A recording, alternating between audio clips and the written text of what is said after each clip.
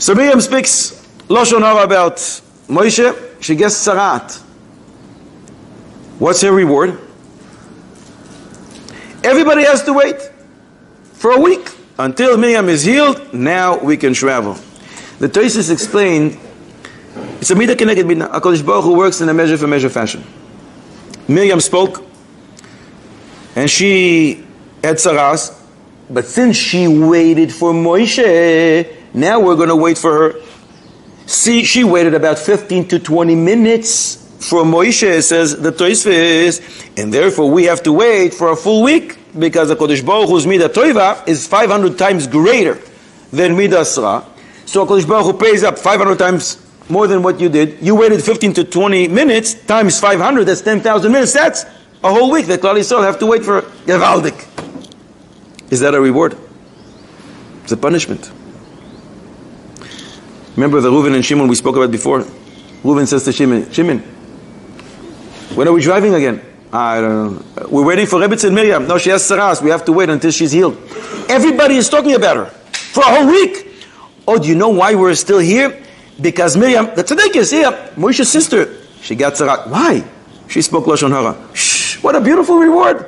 So for a whole week, everybody can be talking about you. What a tzaddik you are that you got saras because of your Lashon Hara. Such a big reward. Wouldn't it be better to keep things quiet? Because Baruch Hu should punish her instead of saras with something else, or keep her away. Nobody needs to know.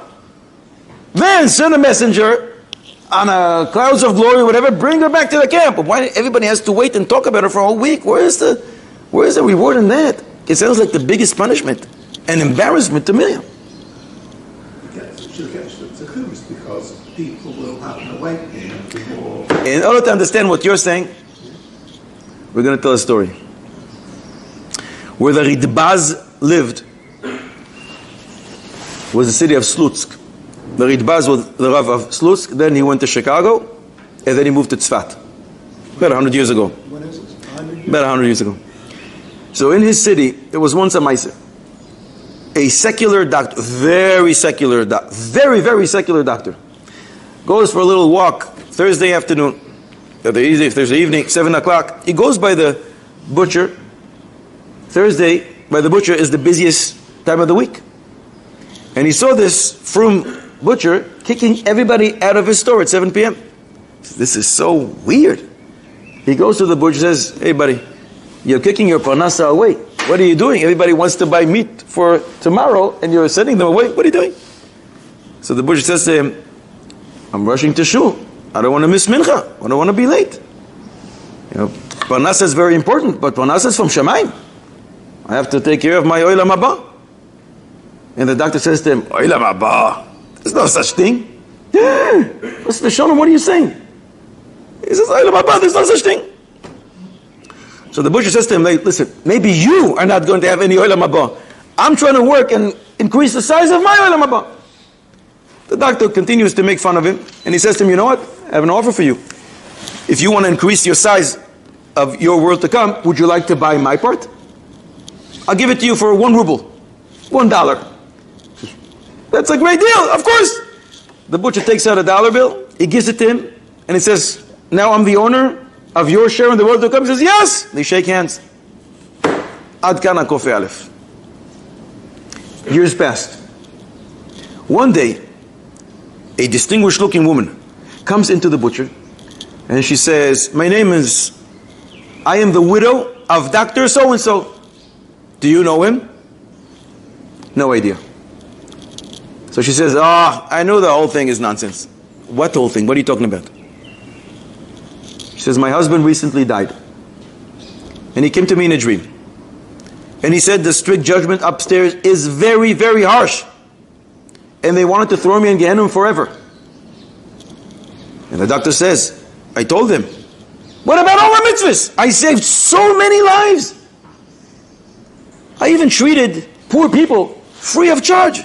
That doesn't count for anything? And they said, it does count. It carries a lot of weight. And that would tilt the scales in your favor.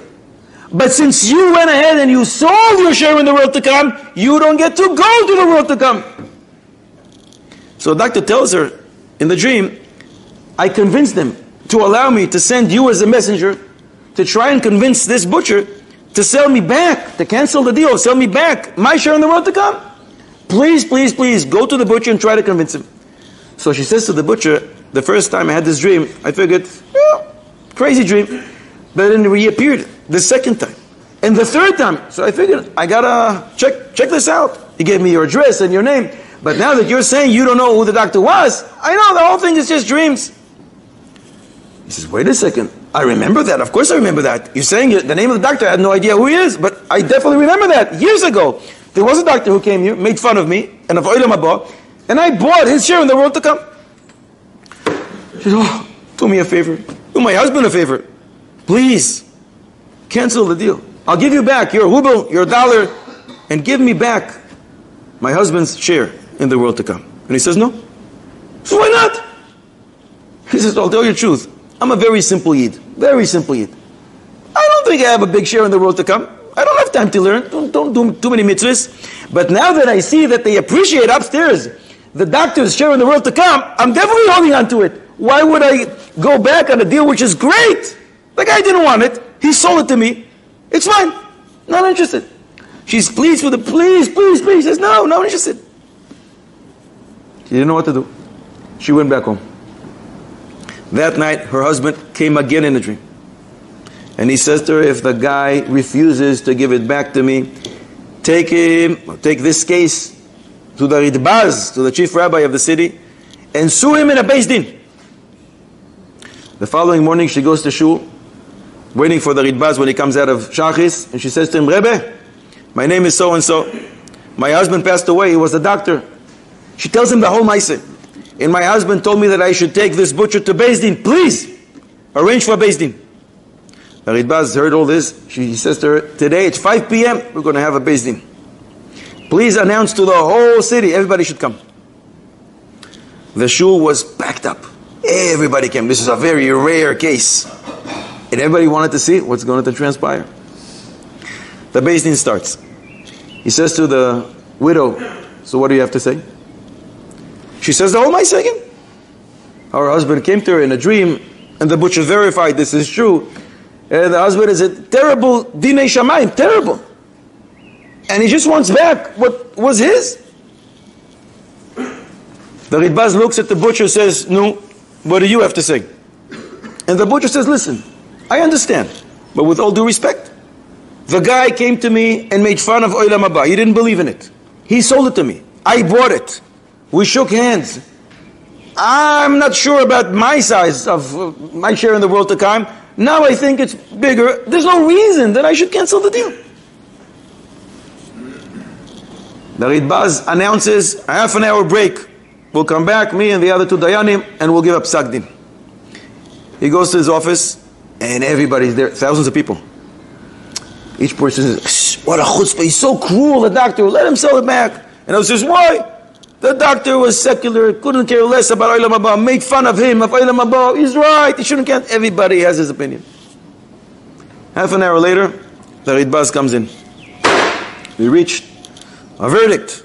The verdict has 3 parts. First part, the sale is nullified, batel umevutal, it's cancelled. And all those people in the crowd who said, he's cruel, he is wrong, he should give it back, they're all cheering. We were right. And the Ridbaz explains, what is the reward for Torah and for mitzvahs, all the schusim that one has? It's a light created from what you did. You can't transfer that light to someone else. You hire a worker to schlep for you things. He does so for a week.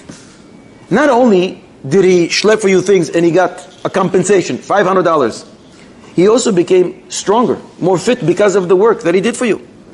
So if he wants, he can transfer those $500 to someone else, but can he transfer his new regained strength in his muscles to someone else? That's something that accompanies him. When you do Torah mitzvahs, when you do Kodesh Baruch Hu's will, you have a spiritual strength, which is only associated with your neshama. You can't give it to anyone else. It's not shayach. And therefore, the deal is cancelled. Part 2 of the Psak Din. The doctor lost his share in the world to come. even though we canceled the deal and he gets his share back, the doctor loses his share in the world to come. And the Ritbaz explains. There's a pasuk in Yechezkel, Perek Lamed Gimel, pasuk Yud Beis. The pasuk says, "Ve'ata ben Adam emor el bnei amecha." Kodesh Baruch Hu instructs the Navi. Tell the people, "Tzidkas hatzadik lo tatzilenu b'yom pisho." The fact that a person has a lot of schusim, a lot of good things that he did, will not help him on the day, Chazal explained in Kiddushin Daf Mem, when he regrets what he did. It's called toihe al harishonis. A person says, why did I waste so much time and effort doing mitzvahs? What a waste of time. A person who regrets doing mitzvahs loses those mitzvahs.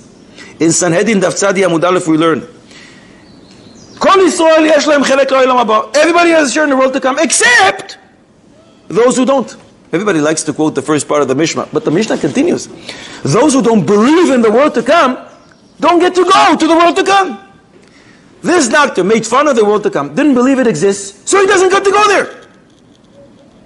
And everybody in the crowd says, wow, that's so weird. Can it be that everybody loses out? The doctor loses out because the sale is canceled. The doctor loses out because he doesn't get to go to the world to come. A funny psak din. The Ritbaz announces, part 3 of my psak din. The doctor will go to the Olam Haba. Anybody wonders, you just said that he loses his share in the world to come. But the Ritbaz explains, there was such a Kiddush Hashem that came out as a result of this Maaseh.